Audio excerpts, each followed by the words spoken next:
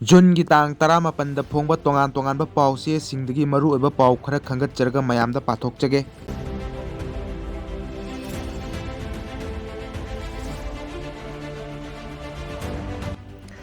ꯄꯨꯂꯤꯁꯀꯤ ꯃꯃꯥꯏꯗ ꯍꯥꯃꯨꯛ ꯇꯩꯁꯤꯟꯕ ꯄꯥꯔꯁꯣꯅꯦꯜ ꯈꯔ ꯌꯥꯎꯔꯤꯕ꯭ꯔꯥ? ꯀꯃꯥꯟꯗꯣ ꯑꯃꯅ ꯁ꯭ꯀꯣꯠ ꯇꯧꯔꯛꯄ ꯂꯨꯄꯥ ꯂꯥꯈ 75 ꯔꯣꯝꯒꯤ WY ꯇꯦꯕ꯭ꯂꯦꯠ ꯐꯥꯔꯦ꯫ ꯐꯣꯇꯣ ꯑꯁꯤꯗ ꯎꯔꯤꯕ ꯑꯁꯤꯅ Churachandpur police station OC inspector ꯏꯉꯣꯆꯥꯅ ꯂꯨꯆꯤꯡꯕ ꯇꯤꯝꯅ ꯂꯨꯄꯥ ꯂꯥꯈ 75 ꯔꯣꯝꯒꯤ WY ꯇꯦꯕ꯭ꯂꯦꯠꯁꯤꯡ ꯐꯥꯒꯠꯄꯒꯤ ꯐꯣꯇꯣ ꯑꯗꯨꯅꯤ꯫ Chief minister N. ꯕꯤꯔꯦꯟꯒꯤ ꯑꯍꯥꯟꯕ ꯂꯩꯉꯥꯛꯅ ꯀꯨꯝꯖꯥ 2018ꯒꯤ ꯖꯨꯟ ꯊꯥꯗꯒꯤ ꯃꯅꯤꯄꯨꯔꯗꯒꯤ ꯃꯌꯥꯏ ꯀꯥꯕ ꯏꯂꯤꯒꯦꯜ ꯗ꯭ꯔꯒꯁꯤꯡ ꯃꯔꯨ ꯐꯪꯅ ꯃꯨꯠꯊꯠꯄꯒ ꯂꯣꯏꯅꯅ ꯄꯣꯄꯤ ꯄꯥꯝꯕꯤꯁꯤꯡ ꯊꯥꯍꯟꯗꯅꯕꯒꯤ ꯑꯀꯟꯕ ꯊꯕꯛ ꯄꯥꯏꯈꯠꯅꯕꯒꯤꯗꯃꯛ ꯍꯧꯗꯣꯔꯛꯈꯤꯕ ꯋꯥꯔ ꯑꯣꯟ ꯗ꯭ꯔꯒꯁꯀꯤ ꯀꯦꯝꯄꯦꯟ ꯍꯟꯗꯛꯀꯤ ꯑꯅꯤꯁꯨꯕ ꯂꯩꯉꯥꯛꯅꯁꯨ ꯍꯦꯟꯅ ꯀꯟꯅ ꯆꯪꯁꯤꯜꯂꯤꯉꯩꯒꯤ ꯆꯩꯔꯛꯇ ꯀꯦꯝꯄꯦꯟ ꯑꯁꯤꯕꯨ ꯎꯠꯇꯒꯤ ꯍꯩꯖꯤꯟꯕꯒꯨꯝ ꯊꯣꯛꯍꯟꯕꯗ ꯅꯠꯇꯅ ꯑꯀꯟꯕ ꯀꯦꯝꯄꯦꯟꯁꯤꯡ ꯆꯠꯊꯔꯛꯄꯗꯒꯤ ꯂꯪꯅ ꯂꯩꯔꯛꯂꯤꯕ ꯃꯅꯤꯄꯨꯔ ꯄꯨꯂꯤꯁ ꯗꯤꯄꯥꯔꯠꯃꯦꯟꯠꯀꯤ ꯃꯥꯏꯊꯣꯡꯗ ꯍꯥꯃꯨꯛ ꯇꯩꯁꯤꯟꯕ ꯄꯥꯝꯕ ꯄꯥꯔꯁꯣꯅꯦꯜ ꯈꯔ ꯌꯥꯎꯕ꯭ꯔꯥ ꯍꯥꯏꯕꯒꯤ ꯋꯥꯐꯝ ꯆꯣꯡꯊꯣꯔꯛꯂꯤ꯫ ꯋꯥꯐꯝ ꯑꯁꯤ ꯃꯃꯥꯡꯊꯛꯇ ꯏꯂꯤꯒꯦꯜ ꯗ꯭ꯔꯒꯁꯤꯡ ꯂꯂꯣꯟꯕ ꯑꯃꯁꯨꯡ ꯁꯤꯖꯤꯟꯅꯕꯒꯤ ꯊꯕꯛꯇ ꯄꯨꯂꯤꯁ ꯄꯥꯔꯁꯣꯅꯦꯜ ꯈꯔ ꯆꯦꯟꯅꯔꯝꯕꯒꯤ ꯊꯧꯗꯣꯛ ꯊꯣꯛꯈ꯭ꯔꯕ ꯃꯇꯨꯡ ꯊꯥ ꯑꯁꯤꯒꯤ 35ꯒꯤ ꯅꯨꯡꯊꯤꯜ ꯄꯨꯡ 3:40 ꯇꯥꯔꯛꯄꯗ narcotics and affairs of border NABꯒꯤ ꯇꯤꯝ ꯑꯃꯅ ꯀꯥꯡꯄꯣꯛꯄꯤ ꯗꯤꯁꯇ꯭ꯔꯤꯛꯀꯤ ꯁꯥꯏꯈꯨꯜ ꯂꯝꯕꯤꯗꯒꯤ ꯕꯤꯁꯅꯨꯄꯨꯔ ꯗꯤꯁꯇ꯭ꯔꯤꯛ ꯄꯨꯂꯤꯁꯀꯤ ꯔꯤꯖꯥꯔꯚ ꯂꯥꯏꯟꯒꯤ ꯀꯟꯁꯇꯦꯕꯜ ꯑꯃꯗꯒꯤ ꯕ꯭ꯔꯥꯎꯟ ꯁꯨꯒꯔ ꯀꯤꯂꯣꯒ꯭ꯔꯥꯝ 3 ꯐꯥꯒꯠꯈ꯭ꯔꯕ ꯃꯇꯨꯡ ꯉꯔꯥꯡ ꯅꯨꯃꯤꯗꯥꯡ ꯄꯨꯡ 8:40 ꯇꯥꯔꯛꯄꯗ ꯆꯨꯔꯆꯥꯟꯄꯨꯔ ꯄꯨꯂꯤꯁ ꯁ꯭ꯇꯦꯁꯟꯒꯤ ꯑꯣꯐꯤꯁꯥꯔ ꯏꯟꯆꯥꯔꯖ ꯏꯟꯁꯄꯦꯛꯇꯔ N. ꯏꯉꯣꯆꯥꯅ ꯂꯨꯆꯤꯡꯕ ꯇꯤꯝ ꯑꯃꯅ ꯀꯃꯥꯟꯗꯣ ꯄꯥꯔꯁꯣꯅꯦꯜ ꯑꯃꯅ ꯁ꯭ꯀꯣꯠ ꯇꯧꯔꯛꯈꯤꯕꯅꯤ ꯍꯥꯏꯕ ꯂꯨꯄꯥ ꯂꯥꯈ 75 ꯔꯣꯝꯒꯤ ꯃꯃꯜ ꯑꯣꯏꯒꯗꯕ WY ꯇꯦꯕ꯭ꯂꯦꯠ ꯂꯥꯈ 1,50,000 ꯐꯥꯒꯠꯈꯤꯕ ꯊꯧꯗꯣꯛꯇꯒꯤ ꯆꯣꯡꯊꯣꯔꯛꯄꯅꯤ꯫ ꯍꯧꯖꯤꯛ ꯐꯥꯎꯕꯒꯤ ꯑꯣꯏꯅ ꯄꯨꯂꯤꯁ ꯄꯥꯔꯁꯣꯅꯦꯜꯁꯤꯡꯒꯤ ꯃꯔꯛꯇꯒꯤ ꯗꯤꯄꯥꯔꯠꯃꯦꯟꯠ ꯑꯁꯤꯒꯤ ꯃꯃꯥꯏꯗ ꯍꯥꯃꯨꯛ ꯇꯩꯁꯤꯟꯅꯕ ꯍꯣꯠꯅꯔꯝꯕꯒꯤ ꯏꯀꯣꯟ ꯀꯣꯟꯕ ꯑꯣꯏꯔꯤꯕ ꯊꯧꯗꯣꯛ ꯑꯁꯤ ꯉꯔꯥꯡ ꯅꯨꯃꯤꯗꯥꯡ ꯄꯨꯡ 8:40 ꯇꯥꯔꯛꯄꯗ ꯀꯥꯡꯕꯥꯏꯒꯤ ꯃꯐꯝ ꯑꯃꯗ ꯊꯣꯛꯈꯤꯕꯅꯤ꯫ ꯉꯔꯥꯡ ꯅꯨꯡꯊꯤꯜ ꯄꯨꯡ 3:30 ꯇꯥꯔꯛꯄꯗ ꯆꯨꯔꯆꯥꯟꯄꯨꯔꯗ ꯂꯩꯕ ꯃꯤꯑꯣꯏ ꯑꯃꯗꯒꯤ ꯅꯨꯄꯥ ꯑꯃꯅ ꯃꯍꯥꯛꯀꯤ ꯂꯣꯏꯅꯕꯤꯒ ꯂꯥꯛꯃꯤꯟꯅꯗꯨꯅ ꯌꯥꯝꯂꯕ ꯏꯂꯤꯒꯦꯜ ꯗ꯭ꯔꯒꯁꯤꯡ ꯂꯩꯔꯨꯔꯒꯅꯤ ꯍꯥꯏꯕꯒꯤ ꯄꯥꯎ ꯐꯪꯈꯤ ꯍꯥꯏꯔꯤ꯫ ꯄꯥꯎ ꯑꯁꯤꯒꯤ ꯃꯇꯨꯡ ꯏꯟꯅ Churachandpur district police additional SP LO ꯑꯃꯁꯨꯡ ASPꯒꯤ ꯁꯨꯄꯔꯚꯤꯖꯟ ꯃꯈꯥꯗ OC N. ꯏꯉꯣꯆꯥꯅ ꯂꯨꯆꯤꯡꯕ ꯄꯨꯂꯤꯁ ꯇꯤꯝ ꯑꯅꯤꯅ ꯑꯦꯁꯤꯁ ꯇꯧꯈꯤꯕ ꯑꯄꯨꯟꯕ ꯇꯤꯝ ꯑꯃꯅ ꯇꯤꯗꯤꯝ ꯂꯝꯕꯤ ꯄꯔꯤꯡꯗꯒꯤ ꯀꯥꯡꯕꯥꯏꯒꯤ ꯃꯐꯝ ꯑꯃꯗ ꯅꯨꯃꯤꯗꯥꯡ ꯄꯨꯡ 8:40 ꯇꯥꯔꯛꯄꯗ ꯑꯆꯠ ꯑꯋꯣꯛꯁꯤꯡ ꯆꯦꯛ ꯇꯧꯕꯗ Alto car silver colour MH 14 VK 5448 ꯈꯥꯝꯗꯨꯅ ꯆꯦꯛ ꯇꯧꯈꯤ ꯍꯥꯏꯔꯤ꯫ ꯒꯥꯔꯤ ꯑꯁꯤ ꯆꯦꯛ ꯇꯧꯔꯨꯕꯗ WY ꯇꯦꯕ꯭ꯂꯦꯠ 10 ꯌꯥꯎꯔꯝꯕ ꯀꯥꯔꯇꯟ ꯕꯣꯛꯁ 35 ꯊꯦꯡꯅꯈꯤꯕꯅꯤ ꯍꯥꯏꯔꯤ꯫ ꯇꯦꯕ꯭ꯂꯦꯠꯁꯤꯡ ꯑꯁꯤ ꯑꯄꯨꯟꯕ ꯃꯃꯜꯗ ꯂꯨꯄꯥ ꯂꯥꯈ 75 ꯔꯣꯝꯒꯤ ꯑꯣꯏꯒꯅꯤ ꯍꯥꯏꯔꯤ꯫ ꯏꯂꯤꯒꯦꯜ ꯗ꯭ꯔꯒꯁꯤꯡ ꯑꯁꯤ ꯀꯥꯔ ꯑꯗꯨꯒꯤ ꯃꯅꯨꯡꯗ ꯌꯥꯎꯔꯝꯕ ꯊꯦꯡꯅꯕꯗꯒꯤ ꯄꯨꯂꯤꯁꯀꯤ ꯃꯥꯏꯀꯩꯗꯒꯤ ꯃꯐꯝ ꯑꯗꯨꯃꯛꯇꯗ ꯏꯟꯗꯤꯄꯦꯟꯗꯦꯟꯠ ꯋꯤꯠꯅꯦꯁ 2 ꯑꯃꯁꯨꯡ ꯑꯦꯛꯖꯤꯀ꯭ꯌꯨꯇꯤꯚ ꯃꯦꯖꯤꯁꯇ꯭ꯔꯦꯠ ꯑꯃꯒꯤ ꯃꯃꯥꯡꯗ ꯗ꯭ꯔꯒꯁꯤꯡ ꯑꯗꯨ ꯁꯤꯖ ꯇꯧꯈꯤ꯫ ꯑꯗꯨꯒ ꯗ꯭ꯔꯒꯁꯤꯡ ꯑꯗꯨꯕꯨ ꯍꯥꯞꯂꯒ ꯄꯨꯔꯛꯈꯤꯕ ꯀꯥꯔ ꯑꯗꯨꯕꯨ ꯊꯧꯔꯛꯈꯤꯕ ꯗ꯭ꯔꯥꯏꯚꯔ ꯑꯃꯁꯨꯡ ꯃꯇꯩ ꯃꯅꯥꯎꯒꯤ ꯃꯣꯕꯥꯏꯜ ꯐꯣꯟ 2ꯁꯨ ꯁꯤꯖ ꯇꯧꯈꯤ ꯍꯥꯏꯔꯤ꯫ ꯐꯥꯒꯠꯂꯕ ꯃꯤꯑꯣꯏꯁꯤꯡ ꯑꯗꯨ ꯂꯤꯂꯣꯡ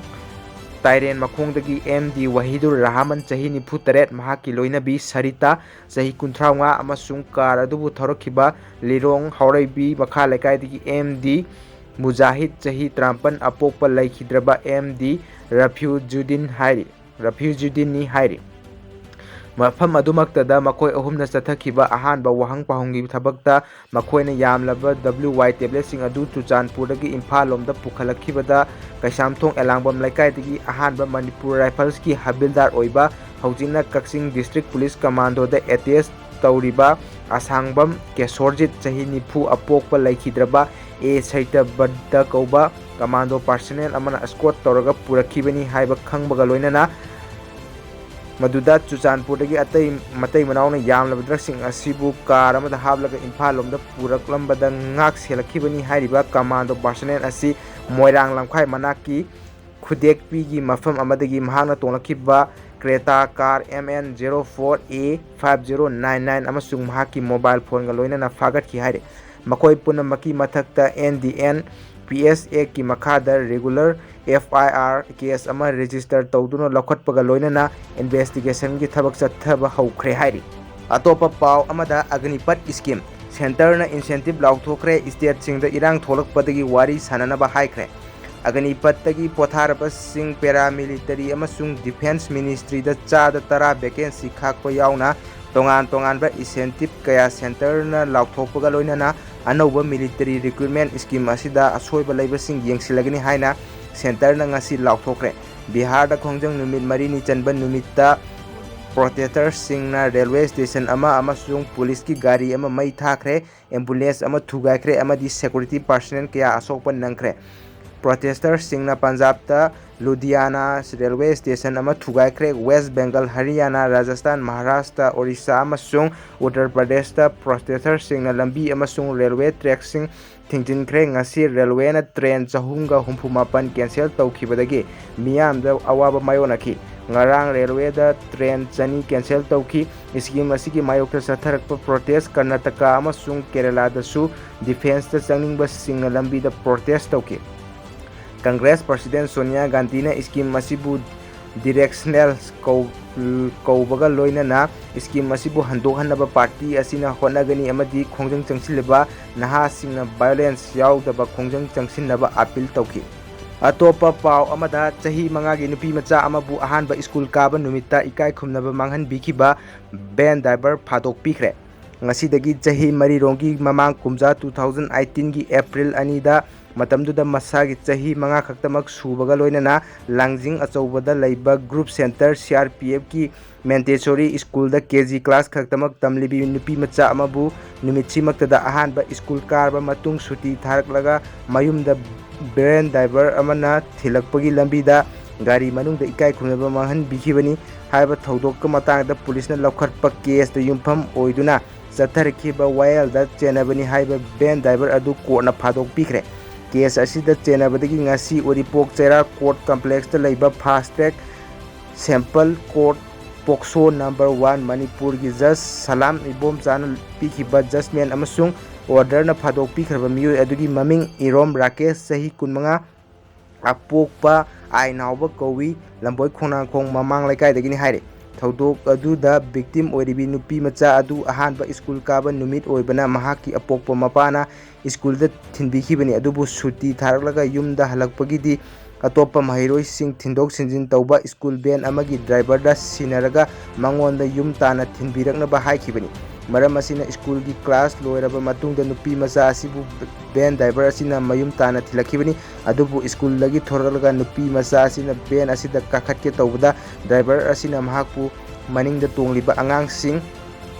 अदुगी मरकता तोंगहंदना ममांगी सित्ता फहन की हाइरे मनिंगदा तोंगलिबा अंगांग सिंहदु मथंग मथंग मयुमदा थिलमलबा मतुंग सुमना खकी अंगांग नुपा मचा अमा खक्तमक ngarba matamda बेन ड्राइवर अदुना नुपी मचा असिगी kai खुनबा महन बिखिबनी हाइरे थौदोक असिगी पाव नुपी मचा असिना नुमितुगी नुमिदांगदा मपादा तमलबा मतुंगदा मपाना महाकी ममादा अमुक तमलखिबनी पाव असिदा लैकाय अदुगी मियांगगा लोइनना मिफम अमा पांगथोलबा मतुंग मथंग नुमित April 3 2018 दा महाकी अपोकपी ममाना इम्फाल वेस्ट की वुमेन पुलिस स्टेशन दा कंप्लेंट रिपोर्ट अमा फाइल तौरखिबनी रिपोर्ट असिगी मतुंग इना पुलिसना protection of children from sexual offence POCSO act 2012 की सेक्शन 6 की मखादा केस FIR नंबर 54 2018 रजिस्टर तौदुना लौखटखिबनी पुलिस की माइकेदगी केस असिगी मतांगदा इन्वेस्टिगेशन चथरबा मतुंगदा फेब्रुवारी 10 2018 दा चार्जशीट कोर्ट थांगलखिबनी अदुगा केस असिगी सप्लीमेंटरी चार्जशीट ना जून 18 इंग्लिशिंग अनि 18 दा थांगलखिबनी हाइरे कोर्ट की माइकेदगी पुलिस थांगलखिबा चार्जशीट सिंग असी युमफम ओइरदुना केस असिगी वारोल चथरकपदा ममांग थागी 19 अमसुंग 18 दा अरोइबा हियरिंग पांगथोकी कोर्टना केस असिगी वारोल चथरकपदा बिटिम नुपी मचा असिगी माइकेदगी एडवोकेट नोंमाइथेम शशिकांतना लेपखी फादोक पीरबा बेन ड्राइवर असिगी माइकेदगी एडवोकेट अमुजाव ओइनामना लेपलगा प्रोसिक्यूशन की माइकेदा स्पेशल PPM बिशमबोरना लेपखी लोइनना कोर्टना प्रोसिक्यूटर विटनेस 12 अमसुंग केस का मरी लेनबा मेटेरियल ऑब्जेक्ट 3 अमदी डॉक्यूमेंट 15 एग्जामिन तौरबा मतुंग रिजर्व तौदुना थमलखिबा केस असिगी जजमेंट अमसुंग ऑर्डर असी ओपन कोर्ट लाउथोखिबनी लोइनना महाकी फादोकी मतम लेपथोकनबा सेंटर हियरिंग था असिगी कुंदा पांगथोकलगनी हाइरी अतोपा पाव अमदा अगनिबीर चाही मरी ओइरुरबा मतुंगदा मणिपुरदि स्टेट लेंगाना लोक्सिनगनी चीफ मिनिस्टर इंडिया की लानमी लौबगी अनौब थौरांग अमदा सेंटरना हंदकता चथबा हौखिबा अग्निपथ स्कीम की मायोक्ता इंडिया की तोंगान तोंगानबा मफमसिंगदा नहासिंगना हौखिबा नुमित निनी हुमनी असिदा अकनबा खोंजंग चंगसिलखिबगी मतांगदा मणिपुर की chief minister N Biren Manipur की ओइनदि रिक्रूट तौदुना अग्निबीर चाही मरी ओइरुरबा मियोइसिंग मणिपुर पुलिस अमदी IRB दा चंगनबगी खुदोंगचाबा पीगनी हाइख्रे अग्निपथ स्कीम असिगी मायोक्ता इंडिया की अतई स्टेट सिंगदा नहारोल सिंगना हौरकलिबा इहौ असिगा मरी लेनना मणिपुर स्टेट की ओइना पाखटकदबा पॉलिसीगा मरी लेनना चीफ मिनिस्टर एन बिरेन मखाताना फोंदोखिबदा इंडिया लेंगा की स्कीम असिगी मखादा लानमीदा थबक चंखरबा नहासिंग चाही मरीगी मखोइगी सर्विस लोरबा मतुंग स्टेट फोर्स सिंगदा चंगबदा प्रायोरिटी पीदुना खुदोंगचाबा पीगनी मरु ओइना स्टेट असिगी लैरिबा मणिपुर पुलिस मणिपुर राइफल अमसुंग IRB की रिक्रूटमेंट सिंगदा मखोइदा अहेनबा खुदोंगचाबा पीगनी हाइखि अतोपा मपालम की पाव अमदा टेरोरिस्ट सिंगना पुलिस ऑफिसर अमा कापतुना हालमले जम्मू एंड कश्मीर की पुलवामा डिस्ट्रिक्ट टेरोरिस्ट सिंगना पुलिस ऑफिसर अमा नोमैना कापतुना हालमले हाइना ऑफिशियल सिंगना ngasi फोंदोखरे लाइखिद्रबा police officer अदुगी ममिंग sub inspector Farooq Ahmad Mir कवी हाइना फोंदोलदुना ऑफिशियल सिंगदुना हाइखि महाक पुलवामा डिस्ट्रिक्ट की पेम्पारा एरिया दा लैबा समूबरादगिनी मखोइना हाइखि Mir ngarang amasung ngasigi lonaba ahingda mahaki yum manakta laiba mahaki labukta terrorist singna nongmaina kaptuna halambani thaudo asigi matangda police na case ama lakhotpaga loinana thaudok sida chenariba terrorist sing adugi khongul linaba hotnari haina su official sing aduna phongdori police ki wangangloi amana haiki mir hojik kunhumdoi suba IRP battalion da posting tabani mahak ngarang numidang wairam mahaki labukta thabak suba chatkibani amadi terrorist singna pistol ama sizinaduna mahakpu kaplambani haiba preliminary investigation dagi khangba ngamle haina wangangloi phongdori panba yabadi haukiba matam khare sida Kashmir tampakta terrorist singna security ki miyoi amasung micham singda sathaba attack hengalakpa uba phanglibani marak sida awang thangba Kashmir gi Kupawa district ta ngasi security forces singna improvised explosive device IED ama fangle haina police da phongdokre police official ama na haiki IED adu Kupawara district ki Langate area da hardware Barmula road tagi security forcing na phangkhibani khudakta mafam duda bomb disposal squad korba matung IED adu aso engam yaudana pokai hankre haina su official duna phongdoki official duna haiki hojik area adu da security forcing na makha thana thi humbagi thabak chathari ngasi gi aroiba paw oina sana khonabagi paw da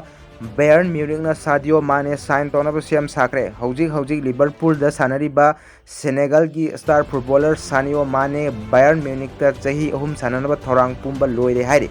tongan ba report singi matung ina sanaroi asigi damal transfer fee euro million kuntra thoi gi mathakta million mapan bonus ni hairi Bayern Munich ki hana star striker Robert Lewandowski na club asi thadokpa pami haina phongdokhraba matung masagi chahi kuntra suraba Senegal ki sanaroi asina Lewandowski gi mahut chinbada matik chai haina report asina pali Bayern Munich na season asida Netherlands ki midfielder Ryan Gravenberch amadi Morocco ki right back Maru win sign tawkhraba matung da season asiki ahum suba sanaroi oina sign tawkhibani ngasi gi de matang asida video asi losinjare aigi channel sida no busangbirak poragadi subscribe tawsan view haina nisingjari aina pathokchabada soi khiba lan khiba yaurbasu ngakpiu haijari